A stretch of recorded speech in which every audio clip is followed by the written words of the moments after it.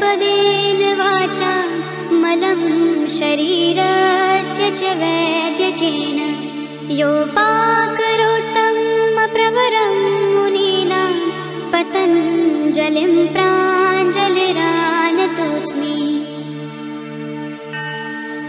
योगेन चित्तस्य पदेन वाचा मलं शरीरस्य च वैद्यकेन योपाकरोत्तं प्रवरं मुनीनां पतञ्जलिं प्राञ्जलिरानतोऽस्मि। योगेन चित्तस्य पदेन वाचा मलं शरीरस्य च वैद्यकेन योपाकरोत्तं प्रवरं मुनीनां पतञ्जलिं प्राञ्जलिरानतोऽस्मि। योगेन चित्तस्य पदेन वाचा मलं शरीरस्य च वैद्यकेन योपाकरोत्तं प्रवरं मुनीनां पतञ्जलिं प्राञ्जलिरानतोऽस्मि। योगेन चित्तस्य पदेन वाचा मलं शरीरस्य च वैद्यकेन योपाकरोत्तं प्रवरं मुनीनां पतञ्जलिं प्राञ्जलिरानतोऽस्मि।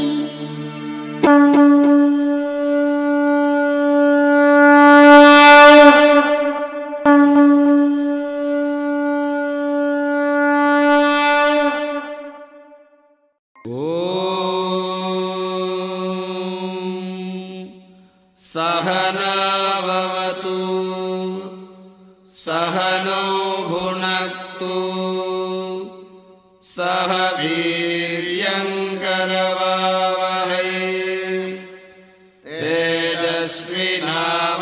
तेजस्विनावधीतमस्तु मा विद्विषावहै। ॐ शान्ति शान्ति शान्तिः।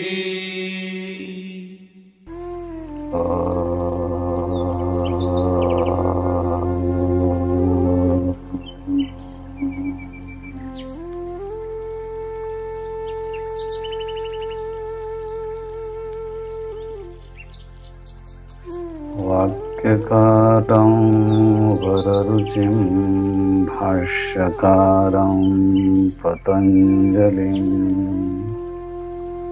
पाणिनिं सूत्रकारं च प्रणतोऽस्मि मुनित्रयम्।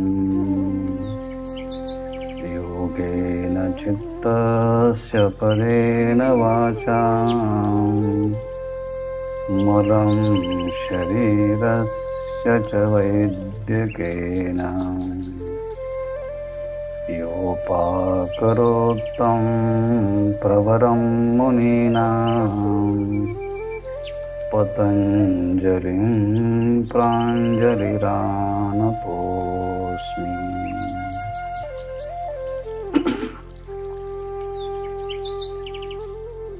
हेतु फलाशय आलम्बनैः संगृहीत्वात् येषाम् अभावे तद अभावः।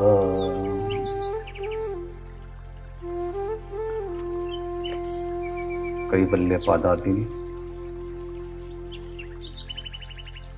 11 क्रमांकाचं सूत्र आज आपण पाहत आहोत।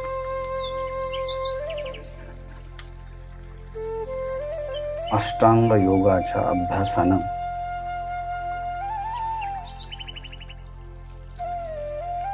पंच क्लेशांची निवृत्ती झाल्यामुळे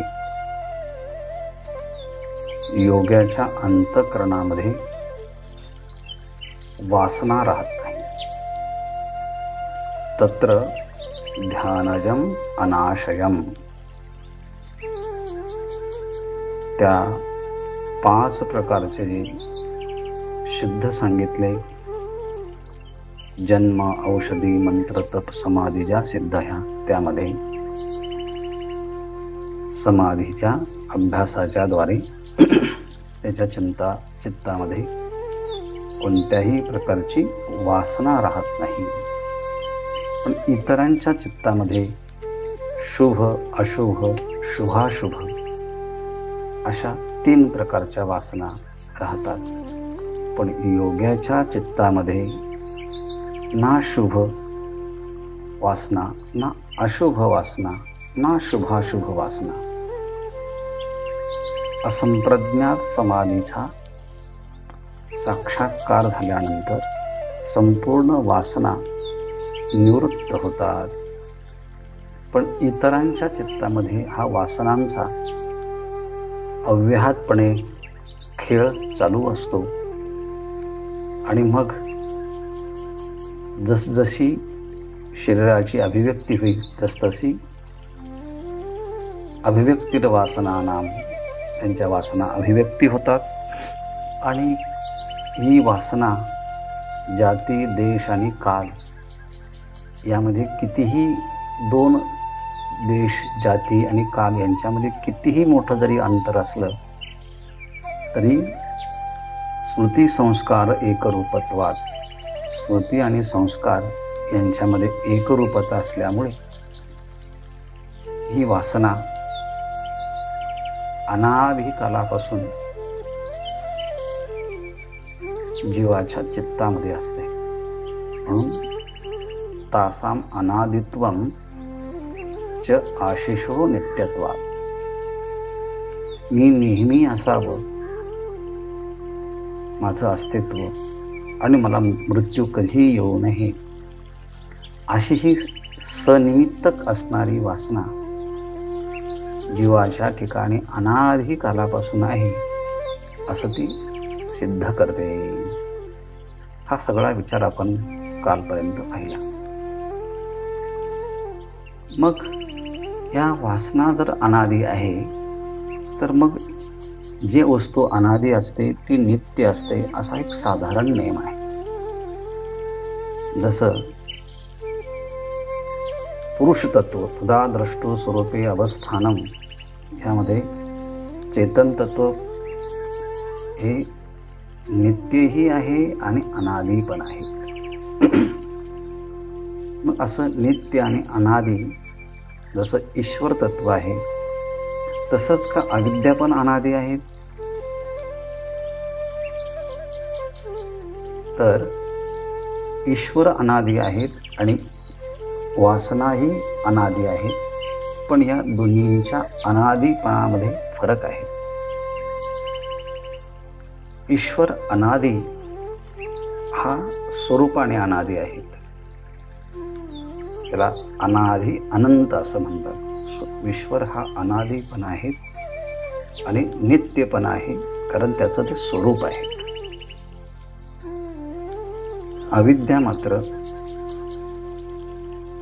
स्वरूपाने अनादि नाही, ती परिणामाच्या स्वरूपामध्ये प्रवाहारूपाने अनादि आहे, स्वरूपाने अनादि नाही. आणि म्हणून अविद्या अनादि जरी असली तरी तिची निवृत्ती होत असते. म्हणून असे 3 पदार्थ आपण घेऊया की पहिला असा आहे जो अनादिही आहे आणि अनंतही आहे. दुसरा पदार्थ असा घेऊया जो अनादि आहे पण त्याची निवृत्ती होते, त्याला अनादि शांत असं म्हणतात, ते अंत आहे.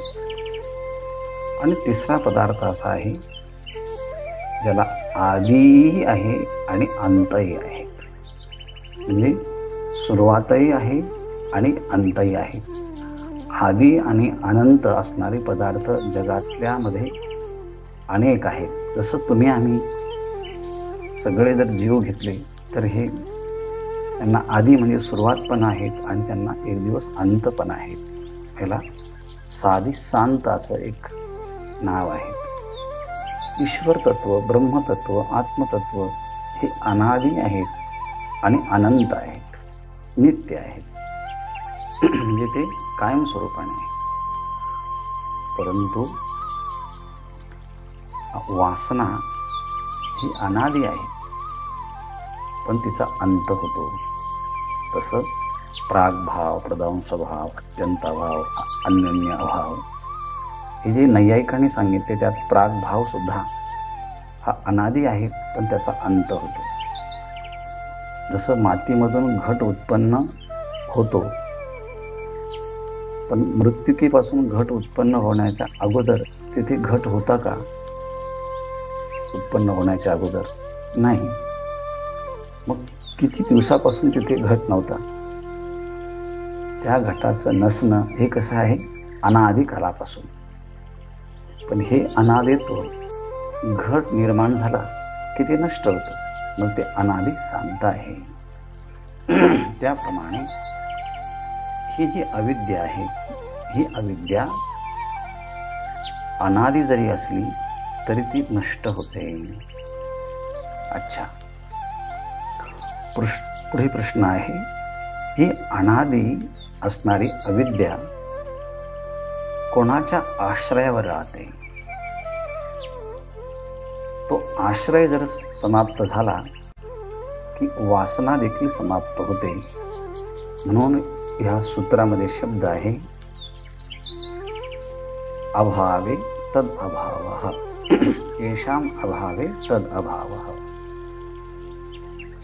ही अनादी असणारी जी अविद्या आहे, ही ज्याच्या आश्रयाने राहते, असे असणारे आश्रय घटक जर समाप्त झाले तर वासना देखील समाप्त होते. येषाम अभावे, यांचा अभाव झाला की तद अभावः, तद म्हणजे त्या वासनेचाही अभाव होतो. मग अशी असणारी वासना ही कोणाच्या आश्रयावर राहते, कोणाच्या सपोर्टवर राहते? तर त्यासाठी 4 गोष्टी या सूत्रामध्ये सांगितल्या आहेत. हेतू, फल, आश्रय, अलंबनैहि. म्हणजे वासना जीवाच्या अंतःकरणामध्ये राहण्यासाठी काय हेतू आहे? ती वासना कोणत्या रूपाने फल निष्पन्न होते? तिला वासनेचं फल काय आहे? वासनेचा हेतू काय? वासनेचं फल काय? वासनेचा आश्रय काय? आणि वासनेचं अलंबन काय? ह्याप्रमाणे हेतू, फल, आश्रय आणि अलंबन ह्या 4 कारणांच्यामुळे ही वासना संगृहीत्वात, ह्या वासनांचा संग्रह होतो. वासना एकत्रित राहते या 4 घटकांच्यामुळे.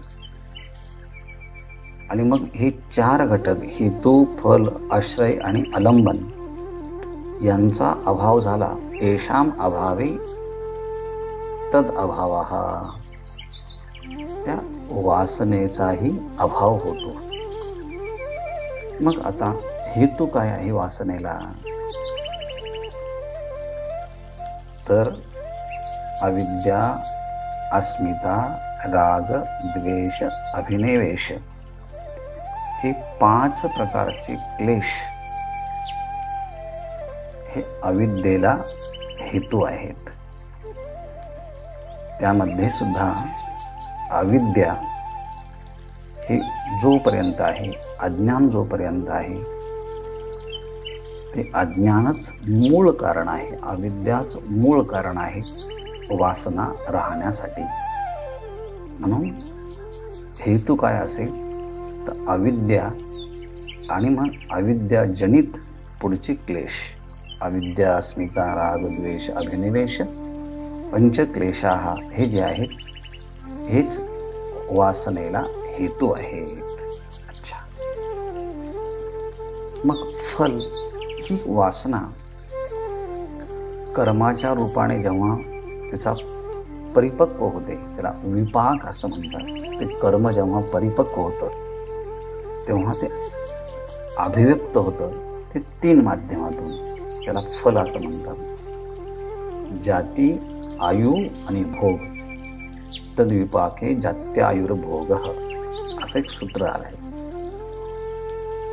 याचा अर्थ असा होतो की जोपर्यंत अविद्या आहे तोपर्यंत कर्म होणार. कर्म झालं की ते कर्माचा परिपाक होणार आणि ते परिपाक झालेलं कर्म भोगण्याकरता आपल्याला विशिष्ट जातीमध्ये जन्माला येणार. मग पशु, पक्षी, मनुष्य, देव ही जाती.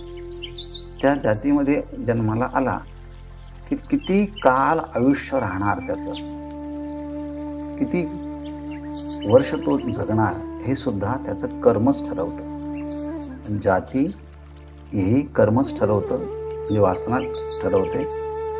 किती वर्ष जगायचं हे सुद्धा त्याच्या कर्मानुसारच असतं. आयु आणि त्या जातीमध्ये प्राप्त होणाऱ्या आयुष्याच्या मध्ये सुखदुःखाचे अनुभव त्याला किती भेटणार त्या आयुष्याच्या लाईफ स्पॅनमध्ये, ते सुद्धा त्याच्या मागच्या कर्माच्या संस्काराचा परिपाक म्हणून असतो. म्हणून याला म्हणायचं ही वासनेची फलनिष्पत्ती आहे. याप्रमाणे अविद्या, अस्मितादी हे पंचक्लेश वासनेला हेतू आहेत. तर जाती, आयुष्य आणि भोग, जात्यायुर्भोग हे वासनेचं फल आहेत. आणि आता आश्रय. वासना कोणाच्या आश्रयाने राहते? काय आहे त्या वासनेला आश्रय? तर त्या वासनेला आश्रय आहे चित्त. म्हणून चित्त हे वासनेचा आश्रय आहे. म्हणून असं म्हटलं आहे, चित्तमेव ही संसारस तत्प्रयत्नेन शोधयेत. सगळा आपला संसार हा चित्तावरती अवलंबून असतो. किंबहुना चित्तच तर खरं एकमेव संसार आहे. आणि म्हणून प्रयत्नेन शोधयेत, प्रयत्नपूर्वक ते चित्त शुद्ध केलं पाहिजे. आणि ते कसं होतं शुद्ध? योगम आत्मविशुद्ध आहे. योगाचा सांगोपांग आदरपूर्वक अभ्यास केला की अंतःकरण शुद्ध होतं. हा गीतेतला सिद्धांत आहे. योगम आत्मविशुद्ध आहे. आणि मग चित्त जोपर्यंत अशुद्ध आहे तोपर्यंत वासना त्या चित्तामध्ये राहतात. किती राहतात? जन्मजन्मांतर, युगायुगापासून ह्या चित्तामध्ये वासना राहतात. आणि त्या वासना पुन्हा कर्म, पुन्हा सुखदुःख, पुन्हा वासना, असं कर मर कर अशा प्रकारची ही अव्याहतपणे चक्र चालू असते. म्हणून चित्त ह्या वासनेला आश्रय आहे. मग अविद्यादी पंचक्लेश हे हेतू झाले.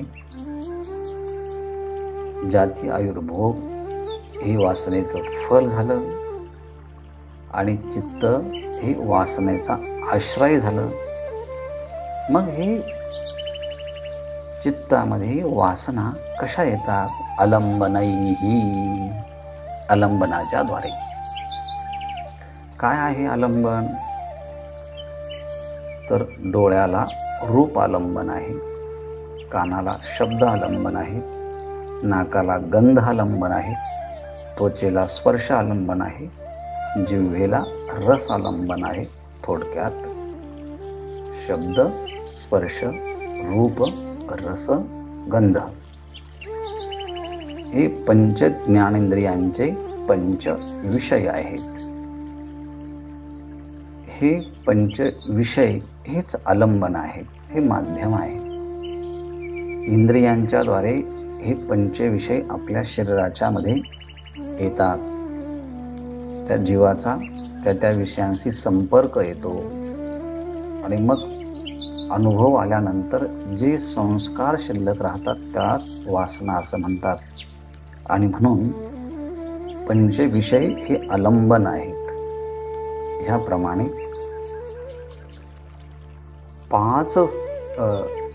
4 गोष्टी झाल्या.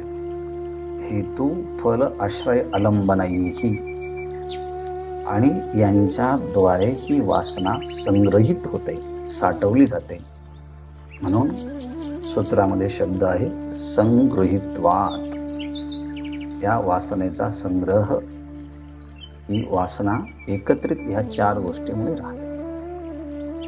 मग आता येषाम अभावे तद अभावः, परंतु या 4 गोष्टींचा अभाव झाला की मग त्या वासनेचाही अभाव होतो. मग ह्या 4 गोष्टींचा अभाव कशाने होणार? तर विवेक ख्याती, ज्ञान उत्पन्न झालं की त्या ज्ञानाने अविद्येची निवृत्ती होते. अविद्येची निवृत्ती झाली की मग पुढे अंतःकरण हे निर्वासन होते. मग जसं इंधन अग्नीच्या द्वारे इंधन हे नष्ट होतं, तसं ज्ञानाग्नी सर्व कर्माणी भस्मसात करुते. तसं ज्ञानरूपी अग्नी हा सगळ्या कर्मांना भस्म करतो. योग्याच्या चित्तामध्ये कोणतीच वासना राहत नाही. मग पुढे तो निर्वासन होतो आणि मग वासना संपली की मग पुढे जाती आयुष्य भोग हे समाप्त होतं. चित्त निर्वासन झालं की अलंबनही होत नाही, आश्रय संपन्न जातो. आणि अलंबन जरी इंद्रियविषयी समोर दिसले तरी त्यामध्ये रागद्वेष राहत नाही. ह्याप्रमाणे येषाम अभावे तदाभावः, यांचा अभाव झाला की मग वासनेचा अभाव होतो. तो कशाने? विवेक ख्यातीच्या द्वारे, ज्ञानाच्या द्वारे. हा शब्दशः अर्थ झाला. 2 मिनिटांमध्ये यावरती व्यास महर्षीने जे भाष्य केलं आहे त्यात थोडी कार्यकारण मीमांसा सांगितली. ते असं म्हणतात हेतुः. ह्या वासनेला प्रथम हेतू काय असेल तर मनुष्य सुख दुःखाचा अनुभव जो घेतो तो पाप पुण्यामुळे. त्या पुण्याला धर्म आणि पापाला अधर्म असं म्हणतात. म्हणून धर्मात सुखम, मनुष्याला जेव्हा सुख होतं ते धर्माच्यामुळे, आणि अधर्मात दुःखम, अधर्माच्यामुळे दुःख होतं. आणि जिथे सुख निर्माण झालं त्या सुखापासून पुन्हा आसक्ती निर्माण होते.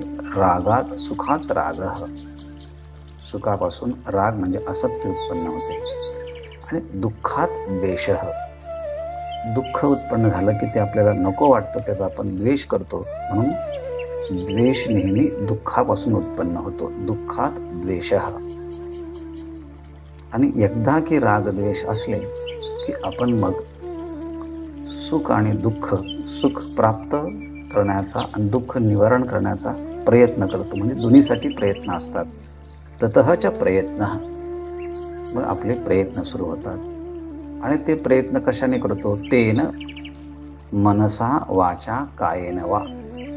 मग मन, वाणी आणि शरीराच्या द्वारे परिस्पंदमानम प्रयत्न केले जातात. आणि मग अनुकूल असेल तर परमम अनुगृह्णाती वा उपहंती. आणि मग परोपकार आणि परपीडा अशा गोष्टी केल्या जातात. अनुकूल असेल तर मग परोपकार, प्रतिकूल असेल तर परपीडा. ह्याप्रमाणे ही शृंखला आहे, मालिका आहे. कशी मालिका आहे? धर्माधर्मौ, धर्म आणि अधर्म यांचा संग्रह होतो त्या वासनेच्यामुळे. आणि त्यामुळे सुखदुःखे, त्याच्यामुळे सुखदुःख होतात. आणि त्या सुखदुःखातून पुन्हा रागद्वेष उत्पन्न होतात. म्हणजेच रागद्वेष आणि रागद्वेषापासून मग कृती. सुरुवातीला रागद्वेषाला कारण सुखदुःख, सुखदुःखाला कारण धर्माधर्म, धर्माधर्माला कारण वासना. आणि म्हणून इति इदम संसार चक्र प्रवृत्तम, असं हे संसार चक्र सारखं चालू असतं. हे संसार चक्र चालवणारं कोण आहे तर प्रतिक्षणम आवर्तमानस्य नेत्री अविद्या. अविद्या हे सगळ्याला कारण आहे. म्हणून सर्व क्लेशानां मूलम अविद्या इति एषः हेतू. म्हणून सगळ्या संसाराला कारण कोण असेल तर अविद्या ही हेतू आहे. आणि मग फल मागे सांगितलंच आहे की जाती आयुर्भोग ह्याप्रमाणे ती अविद्या फलनिष्पन्न होते. ती राहते कुठे? कारण मनः तु वासनानाम आश्रयाः. असणारं हे मन जे आहे, चित्त आहे, ते आश्रय राहतं. आणि मग शब्द स्पर्श रूप आलंबन आहे. एवं ह्या प्रकारे एतै हेतू फल आश्रय आलंबनैहि सर्व वासना संगृहीता. ह्या हेतू फल आश्रय आणि वासना ह्या सर्व आलंबन ह्या सर्व गोष्टी काय करतात? वासनेंना संग्रहित करतात. तेषाम अभावे ह्या सम्यक ज्ञानाच्या द्वारे, विवेक ख्यातीच्या द्वारे त्या अविद्येची निवृत्ती झाली. मग पुढच्या सगळ्या परंपरा पुढे बंद पडतात. म्हणून येषाम अभावे तत्संश्रयाणाम वासनानाम अपि अभावः. मग त्या सगळ्या संश्रयाचा आधार वासना ती सुद्धा निवृत्त होते. ह्याप्रमाणे वासनेला हेतू फल आश्रय आलंबन यांचा विवेक ख्यातीच्या द्वारे नाश झाला तर हा संग्रहच अभाव होतो. आणि संग्रहाचा अभाव झाला की वासनेचा अभाव होतो. आणि म्हणून योगाच्या द्वारे योग्याच्या चित्त अंतःकरणातल्या हा कर्म विपाक म्हणजे वासना या निवृत्त झालेल्या असतात. आणि म्हणून तत्र ध्यानजम अनाशयम, त्याच्या अंतःकरणामध्ये अनाजम अनाशयम वासना राहत नाही. आणि म्हणून तो आणि तोच निर्वाण म्हणजे कैवल्याचा अधिकारी बनू शकतो. पण तरी देखील या वासनेच्या संबंधानं आणखी एक शंका उत्थापित केली. आणि मग पुढे विचार योगाचा आरंभ होतोय कैवल्याचा. त्या वासनेच्या संबंधाचं आणखी एक सूत्र पुढच्या भागात आपण पाहणार आहोत. तूर्तास थांबूया.